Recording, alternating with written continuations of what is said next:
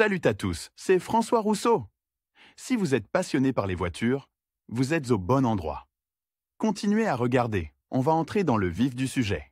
Lorsqu'ils choisissent une voiture neuve ou d'occasion, les acheteurs accordent une attention particulière au moteur installé dans le véhicule. Ils s'intéressent non seulement à la puissance et au couple, mais aussi au type de construction. Parmi tous les moteurs disponibles et utilisés sur les voitures modernes, ce sont parfois les moteurs d'opposition qui suscitent le plus de questions. De nombreuses personnes ont entendu parler des moteurs d'opposition, mais tout le monde ne sait pas exactement de quoi il s'agit. Quels sont les points forts et les points faibles de ces moteurs et où ils sont utilisés? Caractéristiques des moteurs d'opposition. Avant de parler du principe de fonctionnement du moteur à opposition, il convient de savoir ce que l'on entend par moteur à opposition et quelles sont ses caractéristiques. Les moteurs d'opposition ou opposés sont des sortes de centrales électriques qui, à bien des égards, sont similaires aux moteurs à combustion interne classiques ou traditionnels. Mais, à la différence des autres moteurs à combustion interne utilisés sur la voiture, la variante oppositionnelle présente une disposition des cylindres qui n'est pas tout à fait standard. Ici, ils sont disposés horizontalement. L'une des caractéristiques de ces moteurs est l'angle de cambrure du cylindre récepteur, qui n'est pas standard. Il est de 180 degrés. Dans ce cas, les pistons effectuent leur mouvement dans le plan horizontal, étant situés en miroir l'un par rapport à l'autre. C'est-à-dire que ces pistons atteignent leur point mort supérieur au même moment, simultanément. Cette nuance est considérée comme la principale caractéristique distinctive des moteurs oppositionnels par rapport aux moteurs à combustion interne plus traditionnels ou classiques en forme de V, où les pistons se déplacent de manière synchrone. Lorsque l'un d'eux atteint son point mort haut, l'autre atteint son point mort bas. Cette disposition permet d'obtenir un centre de gravité bas et de réduire la hauteur du moteur. En d'autres termes, le moteur oppositionnel peut être qualifié de plat, ce qui lui permet d'occuper beaucoup moins d'espace sous le capot de la voiture. L'utilisation simultanée de deux mécanismes de distribution des gaz, bien que le vilebrequin ne soit souvent qu'un seul, permet également de distinguer les moments particuliers. Parmi les automobilistes, le nom boxé est devenu populaire. Ce nom de moteur oppositionnel s'explique par le fait que les pistons se déplacent comme l'un dans l'autre, c'est-à-dire l'un vers l'autre. Dans ce cas, une paire de pistons fonctionnels se trouve dans la même position. Les moteurs d'opposition sont apparus pour la première fois en 1938. Les ingénieurs de la société allemande Volkswagen se sont efforcés de développer un nouveau type de moteur à combustion interne. Ils ont alors présenté un moteur d'opposition à 4 cylindres d'un volume utile de 2,0 litres. La puissance maximale d'une telle installation atteignait le chiffre impressionnant de 150 chevaux à l'époque. Peu à peu, les moteurs à combustion interne d'opposition ont commencé à se répandre activement. C'est ainsi qu'ils ont été installés sur des voitures particulières, les modèles sportifs, des motos, des autobus, véhicules militaires, etc. Actuellement, les unités de l'opposition ne sont pas très populaires, et il y a des raisons objectives à cela. Conception et principe de fonctionnement. En étudiant le dispositif du moteur de voiture à opposition, il convient de noter qu'il diffère des autres moteurs à combustion interne, précisément par sa structure. Ici, une paire de pistons effectue son mouvement dans le plan horizontal. En d'autres termes, le mouvement ne se fait pas de bas en haut, mais de gauche à droite. Les moteurs opposés ont toujours un nombre pair de cylindres, et leur nombre varie de 2 à 12. Les moteurs les plus courants sont équipés de 4 et 6 cylindres fonctionnels. Quant aux voitures de sport, elles sont dotées de 8 ou 12 cylindres chacune. En ce qui concerne le fonctionnement du moteur d'opposition, les experts ne voient pas de différence significative par rapport aux moteurs à combustion interne traditionnels. Seules les versions de travail à 6 cylindres présentent un certain nombre de caractéristiques distinctives en termes de fonctionnement. Le positionnement horizontal des cylindres de travail joue un rôle majeur à cet égard. Il réduit considérablement les vibrations et garantit un fonctionnement en douceur. En effet, lorsque les pistons installés se déplacent en sens inverse, ils neutralisent mutuellement les vibrations. Cela garantit une augmentation de la puissance en douceur et l'absence d'à-coups violents. De plus, ce facteur a un effet positif sur le taux d'usure du moteur. Les oppositions ont également un excellent effet sur la stabilité et la qualité du contrôle de la voiture, car le placement horizontal des cylindres permet d'installer le moteur plus près du châssis de la voiture. Cela contribue à abaisser le centre de gravité. Variété. À bien des égards, le principe de fonctionnement et certaines caractéristiques de conception dépendent du type spécifique de groupe. Motopropulseur oppositionnel. Il existe plusieurs catégories principales de moteurs horizontaux opposés. Boxer, Horos, les moteurs à réservoir. Les boxers sont les plus répandus dans l'équipement des voitures civiles légères. Le principal utilisateur de ces moteurs est le constructeur automobile japonais Subaru. Dans un tel moteur à opposition, les pistons sont situés à une certaine distance l'un par rapport à l'autre et sont opposés l'un à l'autre. Si le premier piston est fixé à une certaine distance de l'axe du moteur, le deuxième piston occupera la même position. Dans ce cas, chaque piston est placé dans son propre cylindre dans le moteur. En visualisant le fonctionnement d'un tel moteur, on peut imaginer un duel entre deux boxeurs, d'où son nom.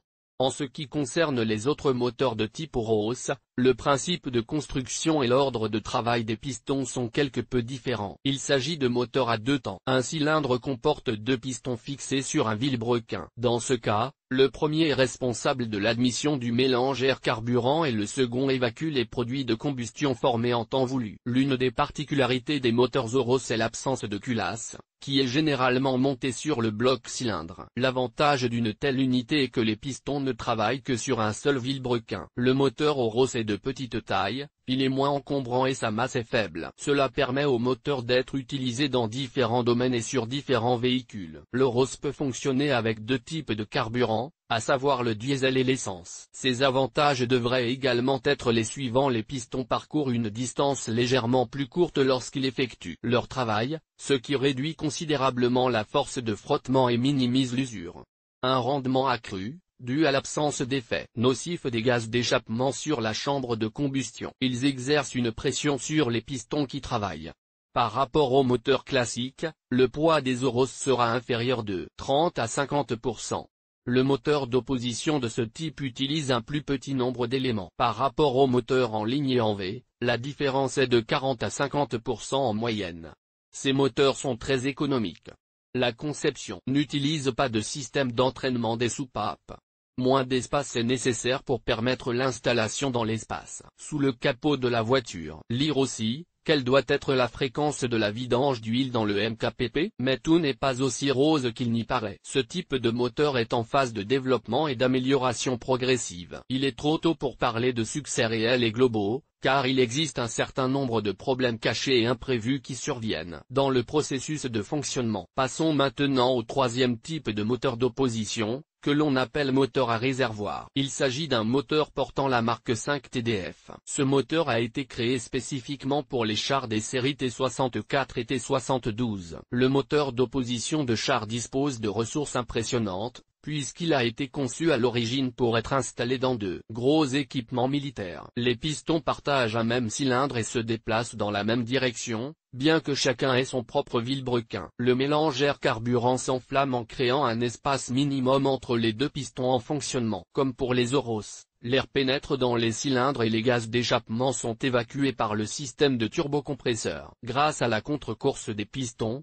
les ingénieurs ont réussi à créer une unité de puissance compacte dans ses dimensions, mais impressionnante dans sa puissance. Le nombre maximal de tours du moteur d'opposition au char d'assaut atteint 2000. La puissance de l'unité est de 700 chevaux. Le volume de travail du moteur peut être de 6 et 13 litres. Le moteur d'opposition de char peut fonctionner à l'essence et au diesel. Il s'agit d'un développement national qui, en son temps, a réussi à impressionner. Mais à l'heure actuelle, le TDF n'est plus produit. Avantages et inconvénients. Pour découvrir toutes les caractéristiques de ce moteur, il convient d'examiner ses points forts et ses points faibles. Commençons par les avantages les plus importants des moteurs opposés. Les points suivants peuvent être attribués à ces avantages. Le moteur d'opposition est vraiment bon, c'est donc la meilleure variante d'emplacement. Le moteur est toujours placé en position basse, ce qui est bien mieux que les moteurs à combustion interne classiques. Cela permet d'abaisser le centre de gravité. La stabilité et la maniabilité s'en trouvent améliorées.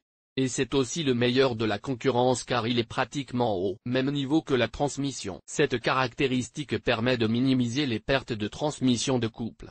Un argument de poids en faveur du moteur opposé est le niveau minimal de vibration, même lorsque le véhicule roule à vitesse maximale. Cet avantage est dû à la disposition du groupe cylindre-piston. Les ingénieurs ont ainsi créé un équilibre parfait et ont pu s'assurer que toutes les vibrations potentielles sont efficacement amorties. Par conséquent, le moteur fonctionne en douceur et ne présente aucune secousse. Les caractéristiques de conception et l'équilibre ont permis d'utiliser seulement 3 roulements pour le vilebrequin au lieu de 5. Cela le rend plus court et plus léger. Parmi tous ses concurrents, l'Oppositor est le leader incontesté en matière de sécurité passive. Même en cas de collision frontale grave, le moteur ne pénètre pas à l'intérieur. En cas d'impact, il tombe simplement sans causer de dommages au conducteur ou aux passagers. Cette caractéristique a permis de sauver des milliers de vies.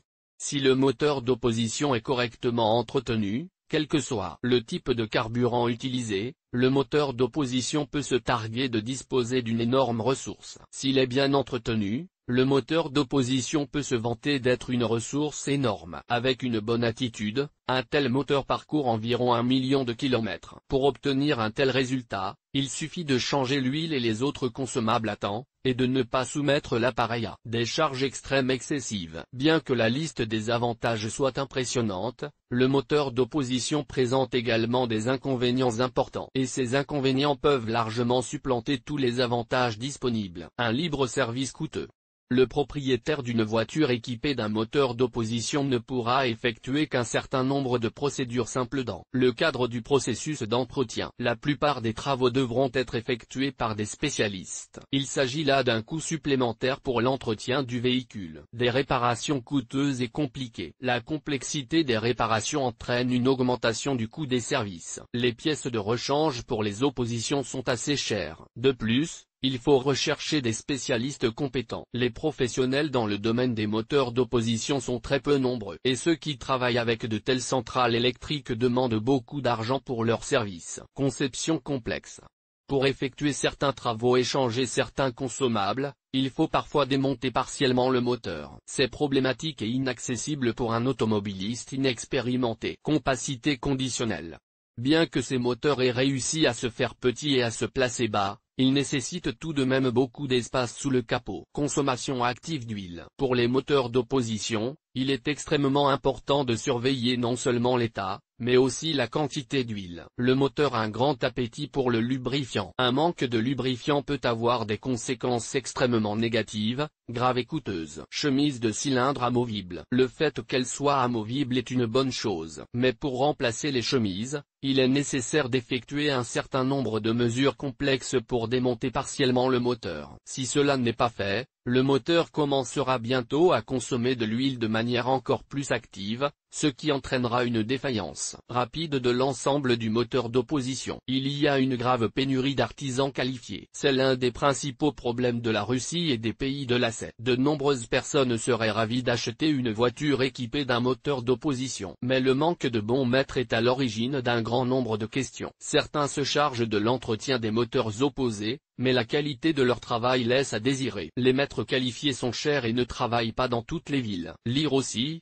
Caractéristiques, avantages et inconvénients du moteur TFSI. Les moteurs opposés peuvent être appelés moteurs à combustion interne avec d'excellentes possibilités et de brillantes perspectives. Il y a encore des progrès à faire. C'est pourquoi les constructeurs automobiles, qui s'intéressent vraiment aux moteurs à opposition, essaient constamment d'inventer quelque chose de nouveau, d'introduire de nouvelles idées et de lutter contre les inconvénients objectifs. Champ d'application.